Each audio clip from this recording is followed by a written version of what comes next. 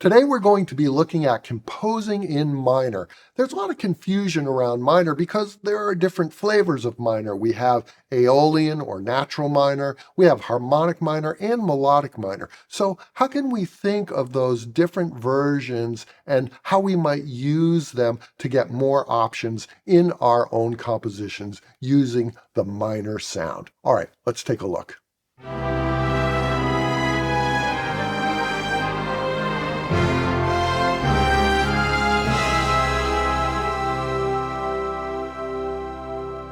Let's look at the different variations of the minor scale. We'll start with the natural minor scale, also known as the Aeolian scale. And this D natural minor scale is the sixth mode of the F major scale, meaning that it uses all the same notes as the F major scale. It just starts on the sixth degree. Let's listen to what that sounds like.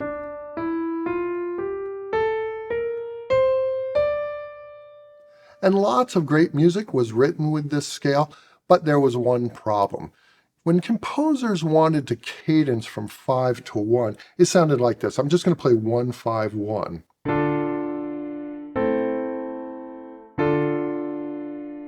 You can hear that it's not a very strong cadence from 5 to 1, and that's because we're missing the leading tone. You can see here we have a C natural going to D.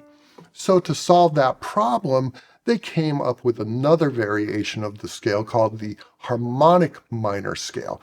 And here you can see we have that raised seventh degree. We have the C sharp. So now if we go 1, 5, 1, it sounds like this. A much stronger resolution. Now let me play that scale, and let's just listen to it.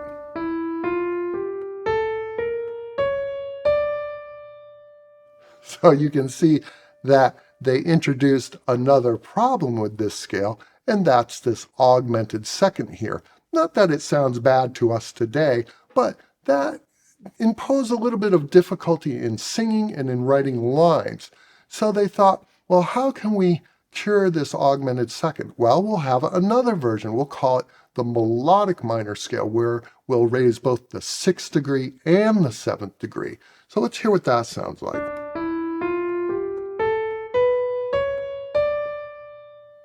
Okay, great.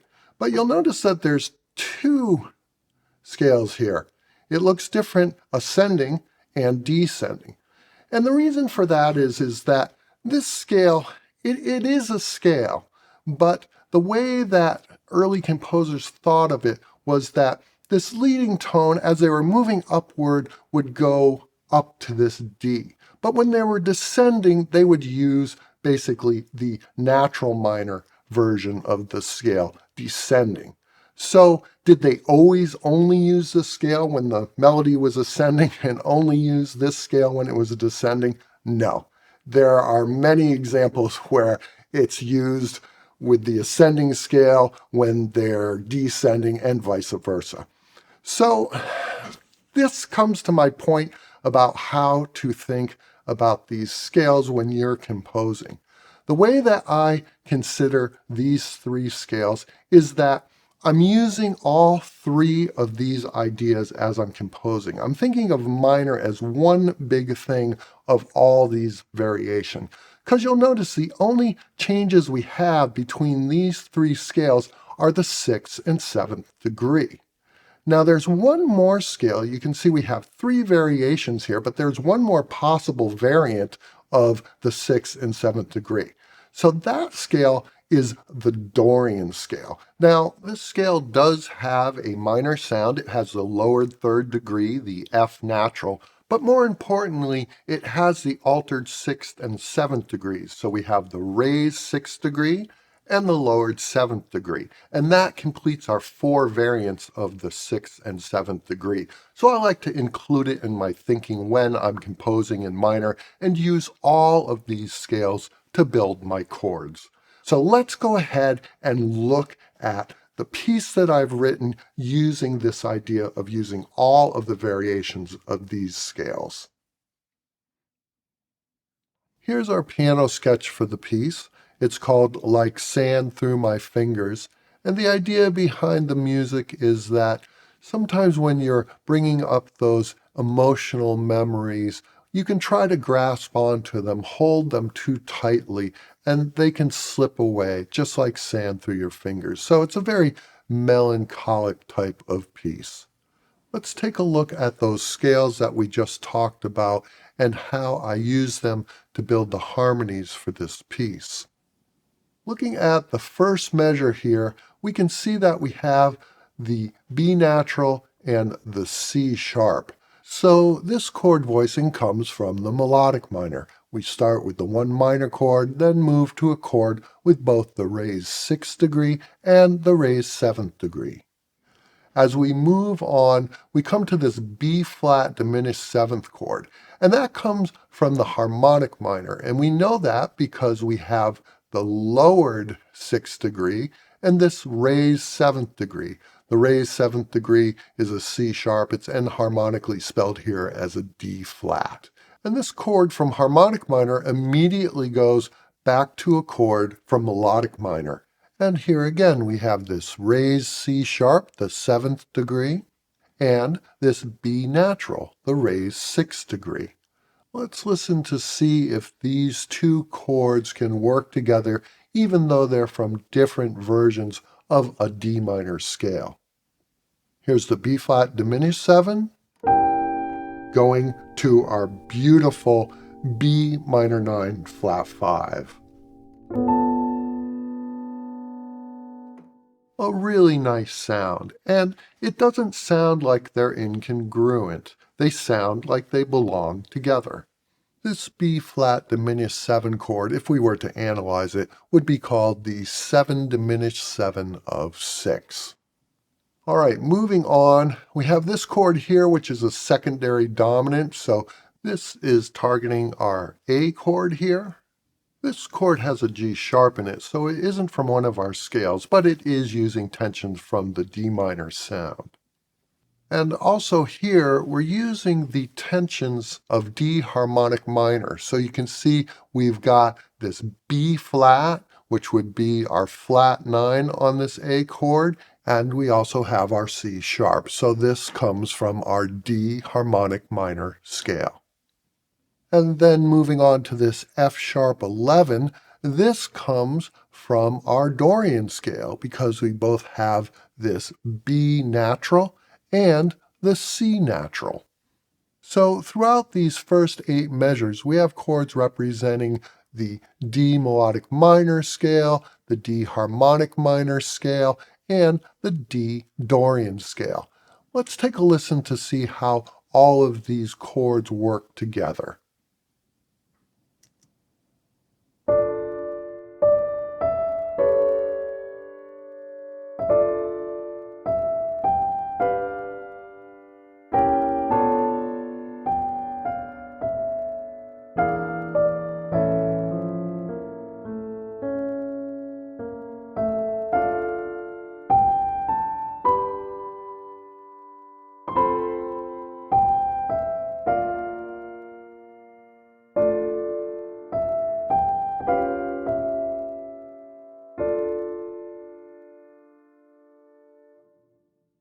To me, this works wonderfully. We've got all of these chords built from different variants of the D minor scale, even D Dorian. We've got B flats and B naturals, C naturals, and C sharps, and yet they all coexist in this first 8 bars seamlessly.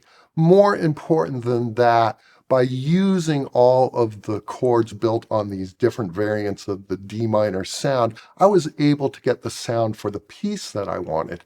Now, you don't have to use all of these chords. You can just write something that's strictly modal, maybe all in D Aeolian, or in jazz, a lot of times I will use just the ascending portion of the D melodic minor scale to write. But this is just another way to think, and it gives you more options to get a different kind of sound. All right, let's look at the B section now, and then we'll listen to the full orchestration of this piece. For the B section, I've modulated to A minor, and I've tonicized that A minor with this 5 chord, this E7 flat 9 over D. And if we look at this, it looks like it's mostly in A natural minor or A Aeolian, but you'll notice this chord right here, this B flat chord. Where does that come from? Well, not to overanalyze this thing, but this B flat chord I consider to hearken to this idea of A Phrygian. The A Phrygian scale is this.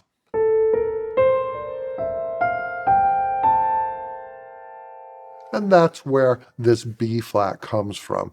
It's also the fifth mode of D natural minor. So that's why this B flat works here fairly seamlessly in my mind.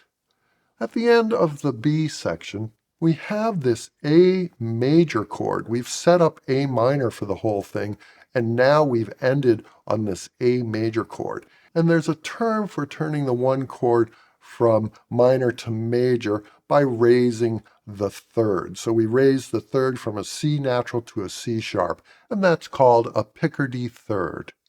Now this A chord that we have here also has another function. It's a pivot chord that is leading us back to D minor. So this becomes the 5 chord of our D minor sound. So now we're modulating back to D minor using that A chord. Now let's take a listen to this piece, and we'll listen with the full orchestration. I think that will be a little bit more fun. And listen for this A minor modulation that we have here, that B flat chord. See if that feels as if it fits in. And then at the end of this B section, that A major chord with the pickardy third, and how that A major chord then leads us back to the D minor sound. Let's take a listen to that.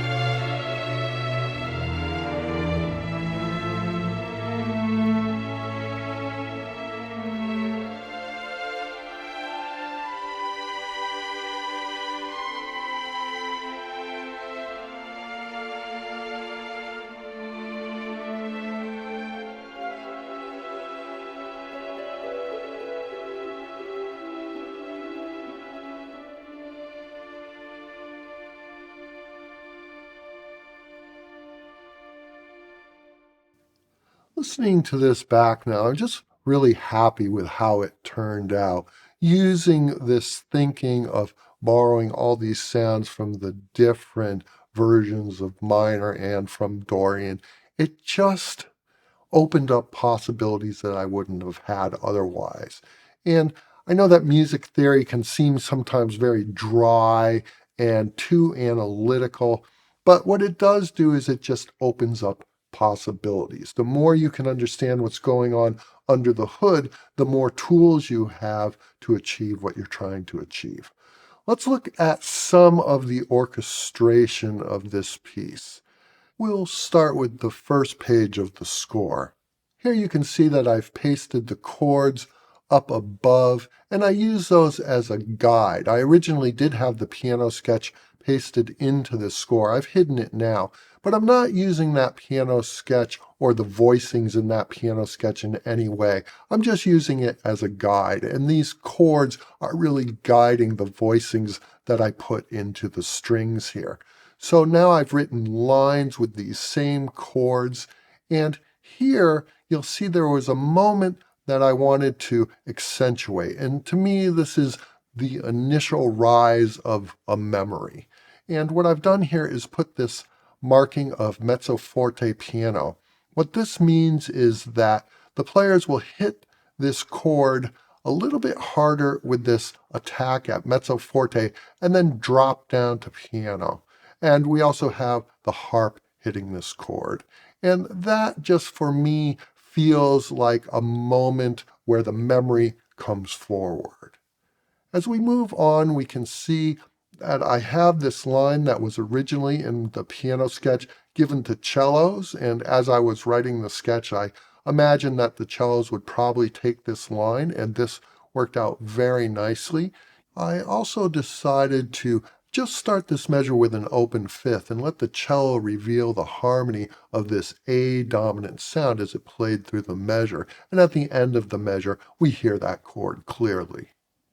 As we move on, we can see that originally I had this melody moving into the B section up above the chords, but I thought that I wanted to keep with the cello taking front and center right here. So the cello is playing the melody below the chords, and our chords are rising here. And again, there's rising emotion happening here. In my sketch, I had written that I wanted it to start bigger here at the end of bar 12 through the second half of the B section. So you can see the orchestration gets much, much thicker here. We have this harp figure adding movement. We have the violas and the second violins doubling that moving line, with the violins one playing up high, playing the melody along with the flute. Then we come to this A major chord, and we start to come back down in intensity and volume, and that A major chord, after being in A minor through this B section, just feels like this lift of light, and I absolutely love how this turned out here.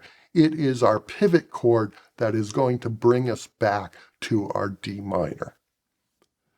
Then moving on to the end here, we can see that I've got this line in the harp. Now this wasn't originally in my sketch, but I did know that I wanted a line here. I wanted to hear how the orchestration was going to end before I put something here.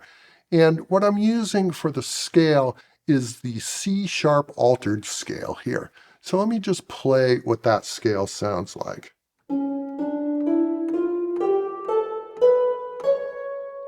And that C sharp altered scale comes from the seventh mode of the melodic minor. So basically, I'm taking the notes from D melodic minor and I'm just starting on C sharp. And that works very well over this C sharp 7 with the sharp 9 and the flat 5. I hope these ideas will resonate with you when you're writing your next piece in minor. For me, this was a very creatively satisfying piece of music to write. Let's listen one more time to Like Sand Through My Fingers. I want to say thank you for all the support. I really appreciate it. I'll see you all next time.